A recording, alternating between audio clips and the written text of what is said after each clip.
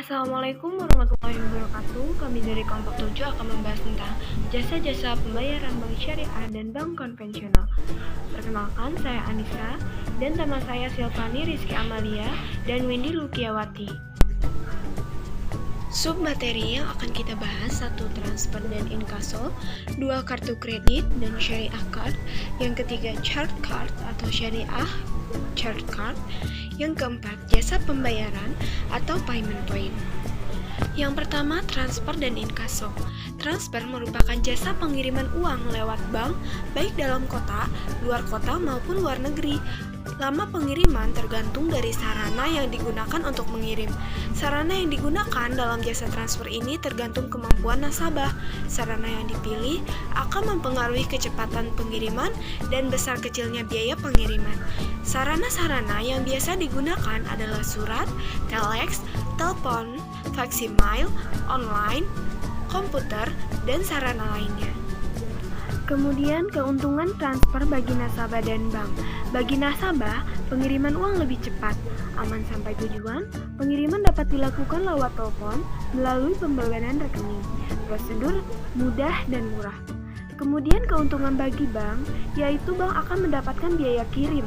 Bank juga mendapatkan biaya provinsi dan komisi. Kemudian pelayanan kepada nasabah.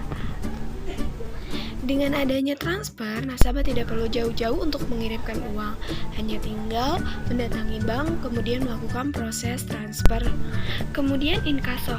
Inkaso merupakan jasa bank yang menagihkan warkat-warkat yang berasal dari luar kota atau luar negeri. Nah, di sini ada contoh apabila kita memperoleh lembar cek yang diterbitkan oleh bank di Kota Bandung, maka cek tersebut dapat dicairkan di Jakarta melalui jasa inkaso. Hal ini, bank yang di Jakarta lah yang akan menagihkan ke Bank Bandung dan proses penagihan tersebut disebut dengan inkaso dalam negeri. Begitu pula jika cek atau biliet giro yang kita peroleh diterbitkan oleh bank luar negeri, kemudian kita uangkan di Indonesia, maka proses penagihan melalui inkaso luar negeri. Wendy Lukiawati akan melanjutkan materi yang kedua, yaitu mengenai kartu kredit konvensional dan syariah. Kartu kredit konvensional. Kartu kredit konvensional ini adalah kartu yang dikeluarkan oleh bank atau lembaga keuangan tertentu kepada pengguna sehingga dapat membeli barang-barang dan jasa dari perusahaan yang menerima kartu tersebut tanpa pembayarannya uang secara tunai atau utang. Dengan kata lain, kartu kredit merupakan uang elektronik yang diterbitkan oleh suatu instansi sehingga memungkinkan pemegang untuk memperoleh kredit dalam transaksi yang pengembaliannya dapat dilakukan secara angsuran sesuai dengan waktu yang ditentukan. Selanjutnya ada kartu kredit syariah. Menurut Fatwa Dewan Syariah Nasional nomor 54 DSN MUI 10/2006 tentang syariah card. Syariah card ini adalah kartu yang berfungsi seperti kartu kredit yang hubungan hukum berdasarkan sistem yang sudah ada antara pihak berdasarkan prinsip syariah sebagaimana diatur dalam fatwa ini. Syariah card dalam fikih muamalah disebut dengan bidhakoh iktiman, yaitu memberi hak kepada orang lain terhadap hartanya dengan ikatan kepercayaan sehingga orang tersebut tidak bertanggung jawab kecuali bila ia melakukan keteledoran dan pelanggaran.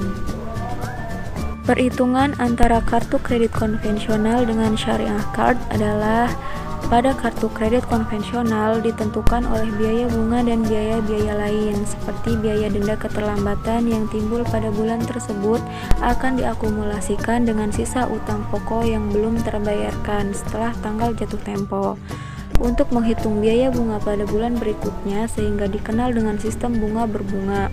Bunga yang dibungakan kembali. Selain itu, perhitungan bunganya juga mulai dilihat berdasarkan nilai awal utang pada saat transaksi serta juga melihat jumlah hari utang yang berjalan. Hal itu didasarkan pada saldo utang rata-rata harian dihitung dari tanggal transaksi. Sedangkan pada syariah card menggunakan sistem penghitungan biaya monthly fee, biaya pengelolaan utang ujroh ekuivalen 2,95%, dihitung berdasarkan kepada sisa utang pokok bersih setelah tanggal jatuh tempo. Jadi biaya yang timbul di bulan sebelumnya tidak diakumulasikan dengan sisa utang pokok untuk menghitung biaya pada bulan berikutnya. Materi yang ketiga ada chart card dan syariah chart card. Nah, chart card ini merupakan kartu yang dapat digunakan sebagai alat pembayaran suatu transaksi barang dan jasa. Kemudian, pemegang kartu diwajibkan membayar kembali secara penuh seluruh tangguhannya pada akhir bulan atau bulan berikutnya dengan atau tanpa beban tambahan. Penggunaan kartu ini tidak dibatasi limitnya. Keterlambatan pembayaran kartu ini akan dikenakan denda keterlambatan atau late charge oleh bank sebesar presentasi tertentu. Namun kelebihannya, pemegang kartu ini tidak akan dikenakan bunga setiap pembayarannya. Contoh kartu ini adalah BCA Card, Hero Master, dan Diners Club. Mengenai syariah charge card, Syariah Charge Card Bitakoh Iktiman merupakan kartu talangan yang bisa digunakan si pemegang kartu sebagai alat bayar atau penarikan uang di tempat-tempat tertentu.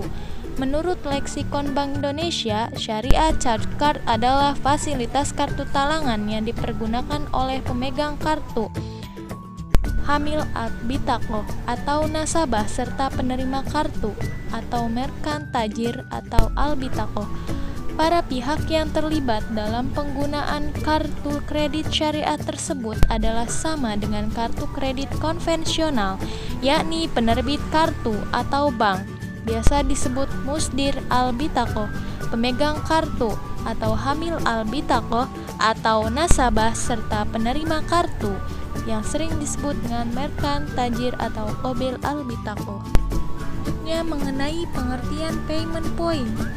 Payment point atau rekening titipan adalah dana pembayaran dari masyarakat yang dikumpulkan untuk keuntungan rekening giro pihak tertentu.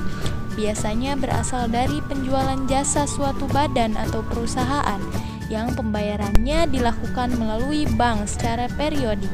Misalnya, pembayaran untuk rekening listrik pada PLN, rekening telepon untuk PT Telkom, pembayaran PBB untuk kantor kas negara, dan uang sumbangan perkuliahan untuk suatu perguruan tinggi. Selanjutnya mengenai jenis payment point yang terbagi menjadi dua bagian. Yang pertama yaitu sistem online payment point atau SOPP, dan yang kedua yaitu payment point online bank. Pertama, Sistem online payment point atau SOPP. Payment point konvensional atau SOPP adalah salah satu mekanisme mode pembayaran tagihan dengan cara konvensional, di mana cara proses pelimpahan dana pembayaran ke rekening received PLN dilakukan dengan cara melakukan penyetoran dana melalui bank secara cash tunai. Yang kedua yaitu payment point online bank adalah salah satu sistem di mana mekanisme pembayaran tagihan yang sangat lebih aman, mudah dan murah serta proses yang tidak rumit.